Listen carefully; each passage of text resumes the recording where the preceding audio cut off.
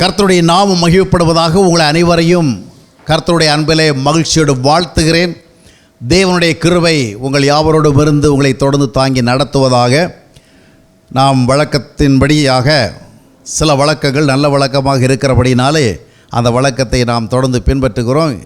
இந்த நாளிலும் கூட நாம் வாலிப பிள்ளைகளுக்காக முதல் பகுதியில் சில வார்த்தைகளை பகிர்ந்துவிட்டு அடுத்த பகுதிக்கு செல்ல போகிறோம். ஏன் தொடர்ந்து வாலிப பிள்ளைகளுக்காக சொல்லுகிறோம் என்று சொன்னால், வாலிபர்களை குறித்த ஒரு பாரம் நமக்கு மிகவும் அவசியம். அது மட்டுமல்ல, வாலிப பிள்ளைகளுக்கு எவ்வளவு சொன்னாலும் அவர்கள் வாலிப வயதின் உணர்வுகளிலே அதிகமாக ஆட்பட்டிருக்கிறபடினால சொல்லுகிற வார்த்தைகள் பல நேரங்களிலும் கவிழ்த்து வைக்கப்பட்ட குடத்தின் மேல் தண்ணீர் கொட்டுவது போல் ஆகிவிடும். கவிழ்த்து வைக்கப்பட்ட குடத்தில் தண்ணீர் கொட்டினா என்ன நடக்கும்?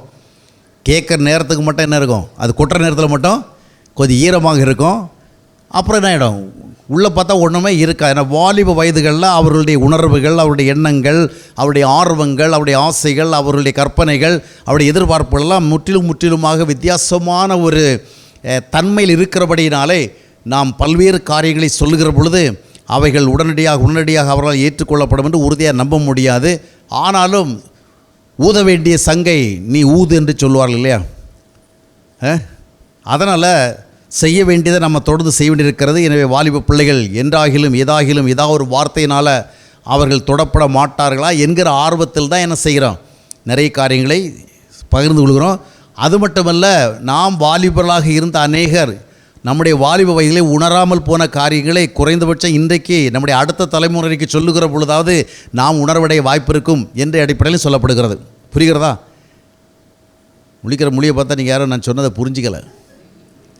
வாலிப வயதுகளில் இப்போ நம்ம சொல்லுகிறதெல்லாம் ஏதோ வாலிப பிள்ளைகளுக்காக பிரதர் பேசுகிறாரு அப்படின்னு நீங்கள் நினைக்க வாய்ப்பு இருக்குது. இல்லை, நாமும் வாலிப வயதுகளில் இருந்த பொழுது உணர மறுத்த நிறைய காரியங்களை இந்த வயதுகள் ஆன பிறகு உணராமல் தொடருவோம் என்று சொன்னால் அவர்களுக்கு சொல்லுகிற பொழுது நாம் என்ன செய்ய வேண்டும்? நிறைய பேருக்கு தெரியும், இது வாலிப பிள்ளைகளுக்கு மட்டும் இல்லை, எனக்கும் தான் இது ரொம்ப சியூட்டபுளாக இருக்குது அப்படின்னு. அதனால் அதை நம்ம உணர்வதற்காக வாலிப பிள்ளைகளுக்காக மட்டுமே நாம் சொல்லப்படுற கர்த்தருடைய சத்தியம் எல்லா ஏஜ் குரூப்புக்கும் சியூட்டபுளாக தான் இருக்கும். இன்றைய தினத்தில் ஒரு தலைப்பு கொடுக்கப்பட்டிருக்கிறது வாலிப பிள்ளைகளுக்காகவும். உனக்கு தெரியுமா? வாலிபனே, oh youth, do you know you? உனக்கு தெரியுமா? தெரியுமே, நல்லா தெரியும், கண்ணாடியில் பார்த்தா நல்லாவே தெரியுது. அதுவல்ல, உன்னுடைய உண்மையான உள்நிலை தெரியுமா என்கிற ஒரு கேள்வி. அறிவு நிறைய வரும் வாலிப வயதில். நிறைய கல்விக்கூடங்களுக்கு போகிறோம். அந்த காலத்தை மாதிரி கொஞ்சம் பிள்ளைகள் பள்ளிக்கூடத்துக்கு போவாங்க, கொஞ்சம் பிள்ளைகள் மாடு மேய்க்க போவாங்க. இந்த காலத்தில் அப்படி கிடையாது. மாடு மேய்க்கிறவர்களாக இருந்தாலும் என்ன செய்கிறோம், எல்லா பிள்ளைகளும் பள்ளிக்கூடங்களுக்கு போகிறது. அறிவை பெருக்கிக் கொள்வதற்கும், ஞானத்தை பெற்றுக்கொள்வதற்கும், திறமைகளை வளர்த்து கொள்வதற்கும், பல்வேறு விஷயங்களை புரிந்து கொள்வதற்கும் நிறைய வாய்ப்புகள் பெற்ற ஒரு காலகட்டத்தில் நாம் இருக்கிறோம். அதனால் வாலிப பிள்ளைகளுக்கு நிறைய அறிவு. அப்படி தானே? நிறைய பேரண்ட்ஸு பார்த்திங்கன்னா இன்றைக்கும் ஸ்மார்ட் ஃபோனை வேலை செய்ய தெரில, ஒரு மெசேஜ் அனுப்ப தெரில, ஒரு வாட்ஸ்அப் பார்க்க தெரில. இன்றைக்கி நிறைய படித்தவங்களே என்ன செய்கிறாங்கன்னு, எனக்கு பார்க்க தெரில சிம்பிளாக சொல்லிட்டு போயிடுறாங்க. ஆனால் பிள்ளைகள் என்ன செய்கிறார்கள், மிக நேர்த்தியாக மிக சிறப்பாக அதில் இருக்கிற எல்லாவற்றையும் கற்றுக்கொள்கிறார்கள். எனவே வயதுகள் நமக்கு அதிகமானாலும் சில விஷயங்களை நம்மை விட அவர்கள் என்ன செய்கிறார்கள், ரொம்ப அட்வான்ஸாக தெரிந்து கொள்கிறார்கள். ஆக நிறைய அறிவையும் நிறைய திறமைகளை ஞானத்தை வளர்த்துக்கொள்கிற காலமாக இருந்தாலும் ஒவ்வொருவரும் தங்களுக்குள் அறிய வேண்டிய ஒரு தேவை உண்டு. சங்கீதம் 139 23வது வசனத்தை வாசிக்கும் பொழுது தாவீது என்ற ஒரு மனிதன் தேவனை பார்த்து ஒரு ஜெபம் செய்கிறார். பாருங்கள், அந்த ஜெபத்தினுடைய ஒரு பகுதியில் இவ்விதமாக சொல்லுகிறதை பார்க்கிறோம்.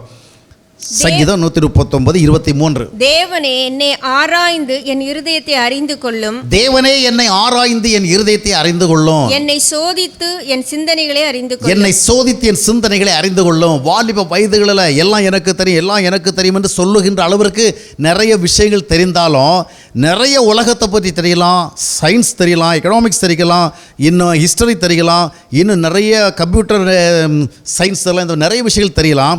ஆனால் வாழ்க்கை என்பது நமக்கு சரியாக தெரிந்திருக்கணும். நம்முடைய உடம்பு எத்தனை வருஷமாக இருக்குது, அப்படி தானே? இந்த உடம்போட எத்தனை வருஷமாக வாழ்ந்துட்டு இருக்கிறோம். ஆனால் உடம்புக்கு சரியில்லாமல் போனால் நம்ம எங்கே தான் போகிறோம்?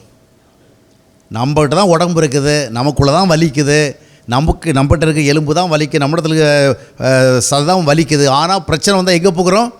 அப்போ நம்முடன் இருக்கின்ற உடலாக இருந்தாலும் அந்த உடலை குறித்து எல்லாம் நமக்கு தெரியாது. அதுபோல தான் வாலிப வயதுகளில் நாம் நிறைய காரியங்களை அறிந்திருந்தாலும் நமக்குள் இருக்கிற உண்மை நிலைகளை நிறைய அறியாமல் இருப்போம்.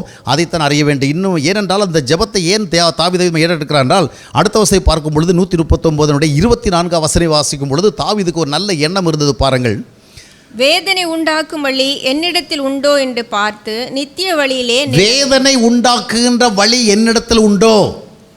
இன்றைக்கு வேதனை உண்டாக்குற வழி என்கிட்ட இருக்கா இல்லை, இதையெல்லாம் யாரும் என்ன செய்கிறதில்ல, யோசித்து பார்க்க வாய்ப்பு. அது வாலிப வயதில் லைஃப் எப்படி என்ஜாய் பண்ணலாம், ஒவ்வொரு மணி நேரத்தையும் எவ்வளோ பரபரப்பாக, எவ்வளோ கலகலப்பாக, எவ்வளவு என்ன சொல்வது, நல்ல ஒரு உற்சாகத்தோடு, ஒரு ஜாலி மூடில், ஒரு சேர்ஃபுல் மூடில் எப்படி கொண்டு போகலாம், இன்னும் நம்ம என்னென்ன என்ஜாய் பண்ணலாம், அந்த உணர்வு இருக்கிறபடினால தங்களுக்குள் வேதனை உண்டாக்கும் வழி இருக்கிறதா என்பதை ஆராய்ந்து பார்க்கிற வாய்ப்புகள் குறைவு. ஆனால் வேதாகமம் சொல்லுகிறது, எரேமியா 17ஆம் அத்தியாயத்தினுடைய 9ஆம் வசனத்தை வாசித்து பார்க்கும் பொழுது, எல்லாவற்றை பார்க்கிலும் இருதயமே திருக்குள்ளதும் மகா கேடுள்ளதுமாக இருக்கின்றது. நாம் நம்முடைய பிரெயின் பவரை இன்க்ரீஸ் பண்ணிக்கலாம், நம்முடைய பிரெயினை ரொம்ப எக்ஸல் பண்ணிக்கலாம். அதன் மூலமாக வேர்ல்டு வைடு நாம் ரொம்பவும் ஒரு எக்ஸ்ட்ராடினரி பர்சனாலிட்டியாக மாற முடியும். நிறைய விஷயங்களை நம்ம ஒரு டிஸ்டிங்ஷன் வாங்கி நல்ல லெவலுக்கு வர முடியும். ஆனால் நம்முடைய இருதயம் எப்படிப்பட்டதாக இருக்கிறது, எல்லாவற்றை பார்க்கலும் திருக்குள்ளதும் கேடுள்ளதுமாக இருக்கிறது. ஆக ஒவ்வொரு வாலிபர்களும் அறிய வேண்டிய ஒன்று உண்டு. அறிய விரும்பினாலும் விரும்பாவிட்டாலும் அறிய வேண்டிய ஒரு அவசியம் உண்டு. ஒவ்வொரு மனிதனும் தனக்குள் எந்தெந்த உறுப்பு எந்தெந்த விதமாக செயல்படுகிறது என்பதை குறித்த ஒரு அறிவு அவசியம் அவனுக்கு தேவைப்படுகிறது.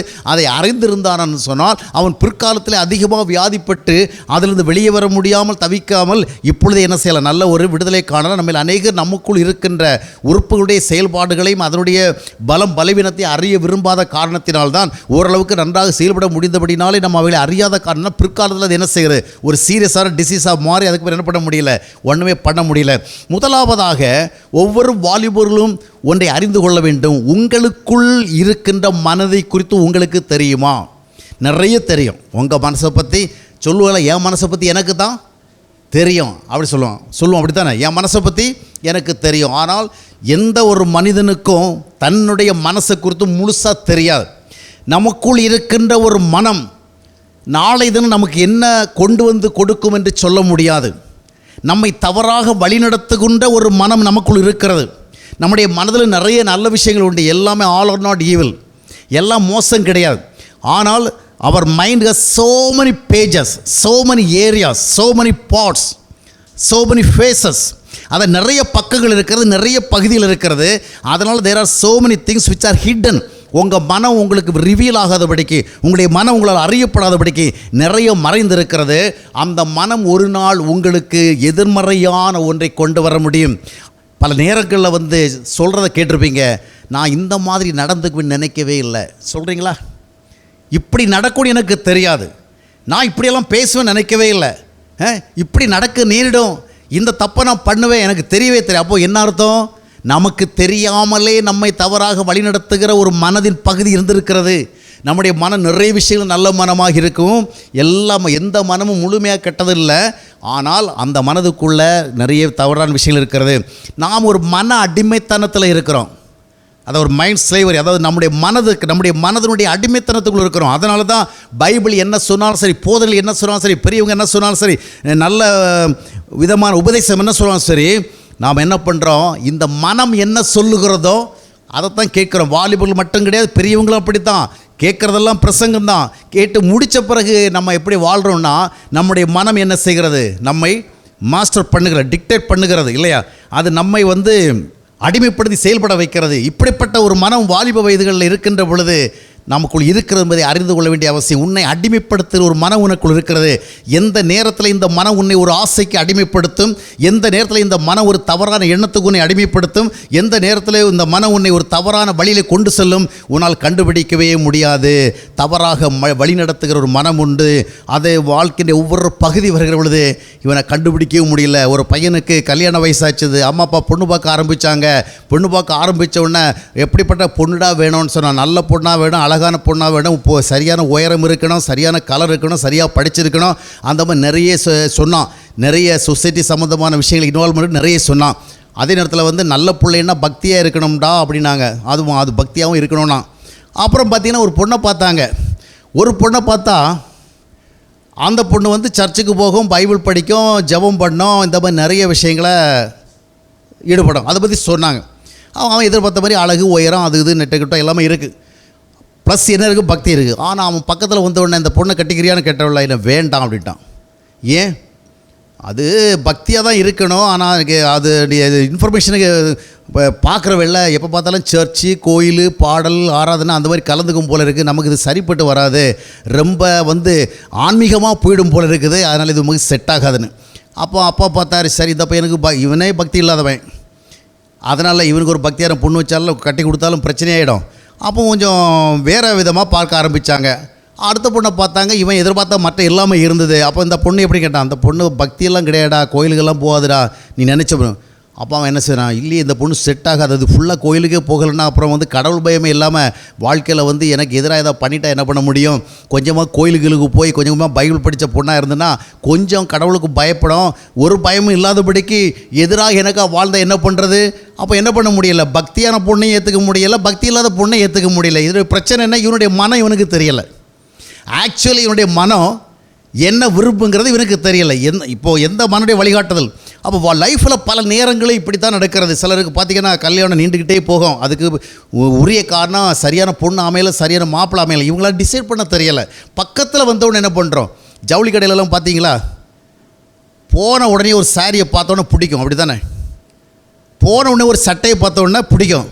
நம்ம என்ன செஞ்சுருக்கலாம், சட்டை பார்த்தோம் பிடிச்சிட்டு உடனே வாங்கிட்டு வரலாம்ல, வாங்குவோமா? வாங்க மாட்டோம். புடவை பார்த்தோம், வாங்குவோமா? வாங்க மாட்டோம். அதுக்கப்புறம் உள்ளே போயிட்டு அவனுக்கு முழு வேலை கொடுத்து அவன் அந்த ரேக்கில் வச்சுருக்க எல்லாத்தையும் எடுத்து கொட்டி எல்லாம் பார்த்துட்டு கடைசியில் ஒன்று வாங்கிட்டு வரும். எது தெரியுமா? விற்காமல் கிடந்த ஒன்று. அவன் முதல்ல பார்த்தாலும் உடனே மைண்ட் என்ன சொல்லும், இல்லை பார்த்த உடனே அதை வாங்குற மாதிரி இருந்தால் அது என்னது, நம்ம 100 பார்த்து தான் என்ன செய்யணும். அதனால தான் சிலர் பார்த்திங்கன்னா போத்தீஸுக்கு போகிறவங்க, ராம்சில்ஸுக்கு போகிறவங்க காலையே கிளம்பி போயிட்டு டிஃபனை பக்கத்துலேயே சாப்பிட்டுட்டு மத்தியானம் பார்த்துட்டு மத்தியானம் பக்கத்து ஹோட்டலையும் சாப்பிட்டுட்டு அப்புறம் மறுபடியும் அந்த ஜவுளி கடை போட்டு நாள் முழுதும் ஜவுளி கடையிலேருந்து நைட்லேயும் சாயங்காலம் ஸ்நாக்ஸ் சாப்பிட்டா என்ன செய்வாங்க, அப்போ கூட தொடர்புன்னு வருவாங்க நாளைக்கும். ஏன்னா அவங்க மனசை பற்றி அவங்களுக்கே தெரியலை, இதில் எது பெஸ்ட்டு எது ஒஸ்ட்டு கண்டுபிடிக்க தெரியலை. உன்னை அறியாத ஒரு மனம் உனக்குள்ளே இருக்கிறது. நீ பக்கத்தில் போகும்பொழுது தான் உன்னுடைய மனம் தெரியும். நீ செய்யாத ஒரு தவறை செய்ய தோன்ற ஒரு மனம் உனக்குள்ள இருக்கிறது. நீ போக விரும்பாத ஒரு பாதையில் உன்னை கொண்டு போகிற ஒரு மனம் உனக்குள்ள இருக்கிறது. அது எப்பொழுது தெரியும், அந்த வழியில் நீ வருகிற பொழுது தான் தெரியும். அதுவரையும் தூரத்துலேருந்து அந்த வழிக்கு நான் போக மாட்டேன்ப, அந்த காரியம் செய்ய மாட்டேன்ப, அந்த பழக்கத்துக்கு போக மாட்டேன்ப. பக்கத்தில் வருகிறவள் என்ன நடக்கும், நீ போக நேரிடும். நான் ரொம்ப சிஸ்டமேட்டிக்காக இருக்கிறவன், ரொம்ப டிசிப்ளின் சொல்லலாம். ஆனால் நெருங்கி வருகிற பொழுது what will happen we can't say. உன்னைக்கு தெரியாத ஒரு மனம் உனக்குள் இருக்கிறது. ஆண்டவராக இயேசு கிறிஸ்து உன்னுடைய இருதயத்தில் வந்தார் என்றால் அந்த வெளிச்சத்தின் மூலமாக உன்னுடைய மனம் உனக்கு தெரியும். உன் மனம் எப்படிப்பட்டது என்று தெரியும். அப்பொழுது இந்த மனம் சொல்லுகிறபடி வாழாமல் சரியான வழிகளிலே சரியான பாதையில் செல்லத்தக்கதான வார்த்தைகளின்படி வாழ உன் மனம் என்ன செய்யும், ஆயத்தமாகும். அதற்குத்தான் இயேசு கிறிஸ்து வேண்டும். என்றால் உன்னால் கண்டுபிடிக்கப்பட முடியாத ஒரு மனம் உனக்குள் இருக்கிறது. என்றைக்கு அது உன்னை எங்கேயோ கொண்டு சென்று நிறுத்துகிற பொழுதுதான் நீ சொல்லுவாய், ஐயோ நான் இப்படி நினைக்கவே இல்லை, இப்படி நான் திட்டமே இல்லை, நான் பிளான் பண்ணவே இல்லை, இது எதிர்ச்சியாக நடந்து. இல்லை, எதிர்ச்சியாக நடக்கவில்லை. உனக்குள் அப்படிப்பட்ட ஒரு மனம் இருக்கிறது. அந்த மனம் என்ன செய்கிறது, நீ எதிர்பாராத வேலை அது வெளிப்பட்டிருக்கிறது. அதனால தான் நிறைய பிள்ளைகளுடைய வாழ்க்கையில் தவறு நடக்கின்ற பொழுது அவர்கள் நான் இதை மாதிரி கற்பனை கூட பண்ணி பார்த்ததில்லை, இப்படி நடக்கும் நினச்சதே இல்லைன்னு சொல்லுவாங்க. உண்மைதான். என்றால் உன்னால் அறியப்படாத ஒரு மனம் உனக்குள் இருக்கிறது. அந்த மனதினுடைய ஏதோ ஒரு பக்கம் விதமாக இருக்குது. எனவே தான் ஆண்டவராக இயேசு கிறிஸ்து வேண்டும் என்று சொல்வது. அந்த இயேசு கிறிஸ்து உனக்குள் வருகின்ற பொழுது அவருடைய மனதினுடைய எல்லா பகுதியும் காண்பிப்பார். உன் மனம் எத்தனை பேர் காண்பிப்பார். அப்பொழுது உன்னை சீர் செய்து கொள்ளவும் சரி செய்து கொள்ளவும் ஆண்டவருடைய வார்த்தையின்படி வாழ உனக்கு வழி கிடைக்கும். இரண்டாவதாக, மனித வாழ்க்கையில் ஒரு மனிதன் எப்படிப்பட்ட சுபாவங்களோடு வாழ்கிறானோ அதுதான் அவனுடைய செயல்பாட்டை உறுதிப்படுத்தும். பார்த்திங்கன்னா சில வாஷிங் மிஷின் வேலை செய்ய ஆரம்பித்தா 4 வீடுகளுக்கு தெரியும் துணி துவைக்கிறாங்க இவங்க வீட்டில். கிரைண்டர் போட்டால் 2 தெருவுக்கே கேட்கும், அப்படித்தானே? இந்த மாதிரி ஒவ்வொரு பொருளும் ஒவ்வொரு விதமாக. சில அயன் பாக்ஸ் பார்த்திங்கன்னா துணியை சாதாரணமாக தேய்க்காது, ஃபுல்லாக தேய்ச்சிரும். அடியில் போடுற துணியை என்ன செஞ்சிடும், தேய்ச்சிடும். எந்த நேரத்தில் அது எலக்ட்ரிசிட்டி அதிகமாக இழுக்கும், எந்த நேரத்தில் இழுக்காது, ஒன்றுமே தெரியாது. அப்போது அதனுடைய தரம் என்பது ரொம்ப முக்கியம். புரிகிறதா? தரம் என்பது ரொம்ப முக்கியம். அப்போது வாழ்க்கையில் உன்னுடைய தரம் சரியாக இல்லைன்னா சில குடும்பங்கள் அதிகமான சத்தம் எப்போவுமே கேட்டுட்டு இருக்குது. என்ன காரணம்? வாஷிங் மிஷினில் ஏன் சத்தம் ரொம்ப கேட்குது? பார்ட்ஸ் என்ன செய்யலை, சரியான ஒரு ஹார்மோனியே இல்லை, சரியான ஒரு செயல்பாட்டில் இல்லை, குவாலிட்டி சரியில்லை, ஸ்டாண்டர்ட் சரியில்லை. நல்ல கம்பெனி பொருள் தான், ஆனால் என்ன பண்ணுகிறது, ஏதோ பார்ட்ஸ் சரியாக ஃபங்க்ஷன் ஆகலை. தரம் தான் நிர்ணயிக்கிறது. ஒரு கிரைண்டருடைய தரம் சில நேரத்தில் பார்த்தீங்கன்னா கிரைண்டரில் போட்டு அரைச்சிட்டே இருப்பாங்க, அரை மணி நேரம் 1 மணி நேரம். ஏங்க இவ்வளோ நேரம் போட்டு அரைக்கிறீங்க? இல்லைங்க, அந்த கிரைண்டர் அப்படி தான், இது சாதாரணமாக என்ன செய்யாது, அரையாது. சிலத்தில் மிக்சியில் போட்டு அரைப்பாங்க, உருப்படி அரைஞ்சிருக்காது. ஏங்க இந்த மாதிரி அரைஞ்சிருக்கு? இல்லை, இந்த மிக்சி இப்படி தான் அரைக்கும். துணியை துவைக்க போடுறோம், அது பாதி ஆளுக்கு பாதி மீதி என்ன செய்யுது, இது வித்தியாசமாக கொண்டு வருது. ஏன் இப்படி துணி இருக்குது? அது இந்த வாஷிங் மிஷின். அப்படி தான் வாழ்க்கையில் நிறைய பேருடைய நிலைமை இருக்கிறது. அந்த ஆள் அப்படி தான், இந்த அம்மா இப்படி தான், என் பையன் அப்படி தான், என் பொண்ணு அப்படி தான், அப்படி சொல்கிற லெவலில் இருக்குது. காரணம் தரம். சுபாவ தரம் இல்லை என்றால் வாழ்க்கை பிற்காலத்தில் ஆரவாரம் நிறைந்ததாக இருக்கும். வாழ்க்கையில் சுபாவங்கள் தரமாக இல்லைன்னு சொன்னால் அரை மணி நேரத்தில் நடக்கிறது 3 மணி நேரமாக தான் நடக்கும். தரம் இல்லை என்றால் 3 மணி நேரம் நடந்தாலும் முழுமையாக இருக்காது. இன்னைக்கு நிறைய பேருடைய வாழ்க்கையில் சந்தோஷத்துக்கு முழுமை இல்லை, திருப்திக்கு முழுமை இல்லை. வாழ்க்கை போராட்டம், எப்பொழுது சத்தம், எப்பொழுதும் ஆரவாரம், எப்பொழுதும் ஒரு அலசரிப்படுகிற தன்மை. காரணம் என்ன? அது எங்கிருந்து வருகிறது? Because of the qualities. இது உனக்கு தெரியாது. நமக்குள் இருக்கின்ற சுபாவங்கள் எத்தனை என்று நமக்கு தெரியாது. மார்க் 7:21 வாஸ்து பார்க்கும் ஆண்டவர் பட்டியலிட்டு சொன்னார், மனிதனுக்குள்ளே பொல்லாத சிந்தனைகள், விபச்சாரம், வேசுதல், களவு, கபடு, காமகாரம், இது போன்ற சுவன் மறைந்திருக்கிறேன். இவைகளை கண்டுபிடிக்கத்தக்கவன் யார்? எனவே உனக்கு தெரியாத உன்னுடைய சுபாவத்தை பற்றி நீ நினைத்து கொண்டிருப்பாய். மற்றவருடைய சுபாவம் எல்லாம் மோசம், ஏன் சுபாவம் எல்லாம் நல்லது. எல்லாரும் அப்படி தான் நினைக்கிறோம். என்ன பிரதர், இந்த ஏரியாவில் நாம் ரொம்ப நல்லவங்க, மற்றவங்க எப்படி இருக்கிறாங்க?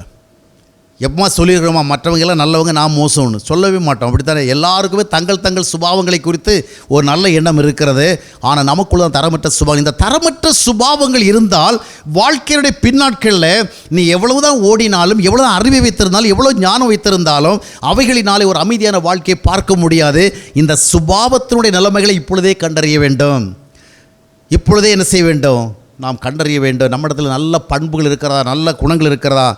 இயேசு கிறிஸ்து நம்முடைய வாழ்க்கையில் வருகிற பொழுது தான் நமக்கு என்ன பண்பு இருக்குது, நம்முடைய வாழ்க்கைக்கு தேவையான என்ன பண்பு இருக்குது, நம்முடைய வாழ்க்கையை கெடுக்கிற என்ன பண்பு இருக்குது தெரிய வரும். அப்பொழுது ஆண்டவர் உதவி சார். மூன்றாவதாக பார்க்கும் பொழுது ஒவ்வொரு மனிதனுக்குள்ளும் சில பலவீனங்கள், சம் கைண்ட்ஸ் ஆஃப் வீக்னஸஸ், சில பலவீனங்கள் இருக்கிறது. இந்த பலவீனங்கள் வாழ்க்கையில் எல்லாருக்கும் தெரிகிறதில்ல. அது தெரிகிற ஒரு நேரம் வரும். வாழ்க்கை என்பது ஒரு மனிதன் பாருங்கள், ஒரு குறிப்பிட்ட செயல்பாட்டுக்கு வர வேண்டிய கட்டாயம் வருகிற பொழுது தான் தனக்குள் இருக்கிற பலத்தையும் பலவீனத்தை அறிந்து கொள்வான். வாலிப வயதுகளில் இருக்கிற அநேகர் தங்களுக்குள் இருக்கின்ற பலவீனத்தை அறிவதல்ல. வாழ்க்கை என்பது ஒரு காலம் வரைக்கும் நாம் வாழ விரும்புகிறபடியே வாழலாம். ஒரு ஸ்டேஜை தாண்டுகிற பொழுது வாழ்க்கை என்பதை ஒரு குறிப்பிட்ட விதமாக தான் வாழ்ந்தாக வேண்டும். வாலிப வயதில் எப்படி வேணாலும் வாழலாம், இப்படியும் திரும்பலாம், அப்படியும் திரும்பலாம், இப்படியும் செய்யலாம், அப்படியும் செய்யலாம். ஆனால் குறிப்பிட்ட ஒரு வாழ்க்கை வட்டத்துக்குள் வருகிற பொழுது நீ நினைக்கிறபடியெல்லாம் திரும்ப முடியாது. நான் கல்யாணம் ஆகிறதுக்கு முன்னாடி பாண்டிச்சேரி பீச்சில் 11:30 மணிக்கும் 12:30 மணிக்கும் அந்த கட்டையில் தூங்குவேன். எதுக்கு தூங்குவேன்னா, நல்லா வாக் பண்ணிவிட்டு புஸ்தகம் படிச்சுட்டு பைபிள்லாம் படிச்சுட்டு நல்ல டயர்டாக இருந்தால் பண்ணிடுவேன். அதே தூங்கிடும். 11:30 மணி ஆகிருக்குது, 12 மணி ஆகிருக்கு, 12:30 மணி ஆகிருக்கு. இன்றைக்கி நான் செய்ய முடியுமா? இப்போ நான் பீச்சில் போய் நல்லா படுத்து தூக்கிட்டு 12:30 மணிக்கு எழுந்து வந்தால் எங்கள் வீட்டில் என்ன நடக்கும்? அன்றைக்கி நான் போனால் யாரும் கவனிக்கிறதில்ல, திரும்பி வந்தால் யாரும் கவனிக்க. எப்போ போனால் எப்போ வந்தேன்? இப்போ நான் 4 மணி நேரம் எங்கள் வீட்டில் ஆப்சண்ட்டாக இருக்கேன்னு வச்சிங்க, என்ன நடக்கும்? என்ன நடக்கும்? பிரச்சனை நடக்கும் இல்லையா? சரி, அப்போது வாழ்க்கை என்பது ஒரு குறிப்பிட்ட ஸ்டேஜுக்கு போகும் பொழுது உன்னுடைய எல்லா விதமான மூமெண்ட்ஸை என்ன செய்யணும்? That will be noticed. அப்போ தான் நீ வாழ்க்கையில் நிறைய காரியங்களில் உற்று நோக்க வேண்டி வரும். நிறைய பேர் பார்த்தீங்கன்னா கல்யாணமான கொஞ்ச நாள்லேயே டிவோர்ஸ். ஏன்? என்ன நடந்து போச்சுது? ஈகோ. ஒரு சின்ன விஷயத்தை தாங்க முடியல. எங்கள் ஊரில் ஒரு பையனுக்கு, என்னுடைய நண்பனுக்கு தான் திருமணமாச்சு. திருமணமான 2ஆம் நாளே சொன்னான், இந்த பொண்ணு எனக்கு வேண்டான்னு. ஆனால் அது நல்ல பொண்ணு தான். இவன் ஏன் வேண்டான்னு சொன்னான் தெரியுமா? அவன் ஒரு கௌரவத்தை முக்கியம். அவன் மனைவி இடத்துல ஒரு வேலையை சொன்னான் முதல் நாளே. அந்த வேலையை அவள் என்ன செய்யாதபடி சிரித்து கொண்டு பதில் சொன்னான். அவ்வளோதான். நான் சொன்னதை சீரியஸாக சொன்னதை சிரிச்சுக்கிட்டு பதில் சொல்கிறேன், அவ்வளோதான். 2ஆம் நாள் சொன்ன அந்த பொண்ணு வேண்டான், டிவோர்ஸ். இப்போ அவன் வேறு பொண்ணு கட்டிட்டு ஊரில் இருக்கிறான், அது வேறு விஷயம். எதற்கு சொல்லுகிறேன், இந்த ஏன் பலவீனம் ஒரு சிறிய விஷயத்தை ஒன்றை பொறுத்து கொள்ள முடியாமல் போகும். வாழ்க்கை என்கிற பயணத்தில் நீ நிறைய விஷயங்களை தாங்க வேண்டி வரும், நிறைய விஷயங்களை பொறுத்து கொள்ள வேண்டி வரும், நிறைய விஷயங்களை விட்டு கொடுக்க வேண்டி வரும், நிறைய விஷயங்களை உன்னை கட்டுப்படுத்த வேண்டி இருக்கும். எந்த நேரத்தில் உனக்கு பொறுமை இல்லைங்கிறத நீ கண்டுபிடிப்பேன்னு தெரியாது. வாழ்க்கையில் உனக்கு பொறுமை இல்லை, உனக்கு விட்டு கொடுக்குற தன்மை இல்லை, சகித்து போகிற தன்மை இல்லைன்னு சொன்னால் you have to lose your life. You may happen to lose your life. அப்பொழுது உனக்கு தெரியும், ஓஹோ எனக்கு இவ்வளவு பொறுமை குறைவாக இருக்கா, இவ்வளவு தாங்கு சக்தி கம்மியாக இருக்குதா. வாழ்க்கையில் மேடுபடல் வருகிற பொழுது சின்ன துன்பங்களை கூட நிறைய பேரால் தாங்க முடியலை, அப்படி தானே? வாழ்க்கையில் சில சூழல் வருகிற பொழுது ஒரு சின்ன இச்சையை கூட கடந்து போக முடியவில்லை. நினச்சிட்டு இருந்தாங்க வி ஆர் ஸோ ஸ்ட்ராங்னு. அதனால தான் பைபிளை சொல்லுகிறது, நிற்கிறேன்னு சொல்லுகிறவன் விழாதபடிக்கு எச்சரிக்கை. எந்த நேரத்தில் நமக்குள் இருக்கிற வீக்னஸ் வெளியே வரும் தெரியாது. எனவே தான் வாலிப வயதுகளை இது தெரிவதில்லை, பலம் பலவீனத்தை பார்ப்பதில்லை, வாழ்க்கைக்கு முன்பாக இப்போ அனுபவிக்கிறத பார்த்து கொண்டிருக்கும். ஆண்டவராக இயேசு கிறிஸ்து உள்ளே வருகிற பொழுது, மகனே நீ இந்தந்த இடத்துல வீக்காக இருக்கிற, இந்த இடத்துல நீ சரி செய்ய வேண்டிய நிலைமையில் இருக்கிற. அதனால தான் உண்மையாக கர்த்தரை ஏற்றுக்கொண்டவனுக்கு மனுஷன் திருத்த வேண்டிய தேவையே வராது, மனுஷன் சொல்லி காட்ட வேண்டிய தேவை வராது. இந்தந்த இடத்துல வீக்காக இருக்கிற, இந்த இடத்துல சரியில்லாமல் இருக்கிற சொல்ல வேண்டிய தேவை வராது. ஏன்? அவர் உள்ளே அவரை உலகத்துக்கு வெளிச்சமாக இருக்கிறார், அவரை உணர்த்துகிறவராக இருக்கிறார்.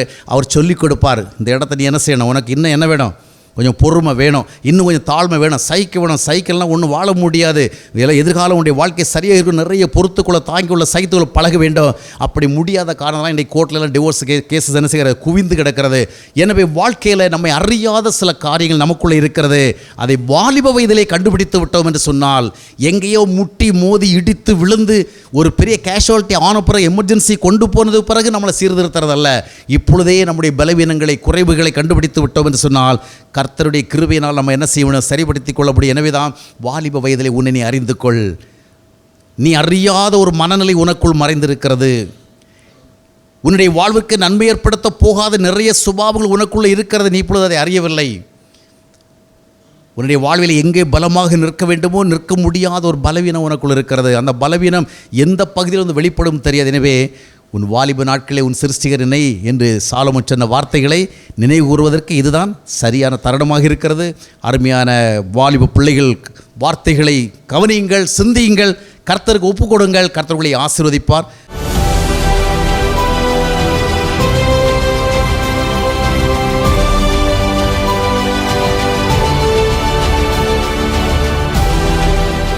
அன்பானவர்களே, ஜீவ நீரோட யூடியூப் சேனலை சப்ஸ்கிரைப் செய்திடுங்கள். சப்ஸ்கிரைப் பட்டனை கிளிக் செய்து பெல் சின்னத்தையும் கிளிக் செய்து தினமும் புத்தம் புதிய தேவ செய்திகளை உடனுக்குடன் பெற்றிடுங்கள்.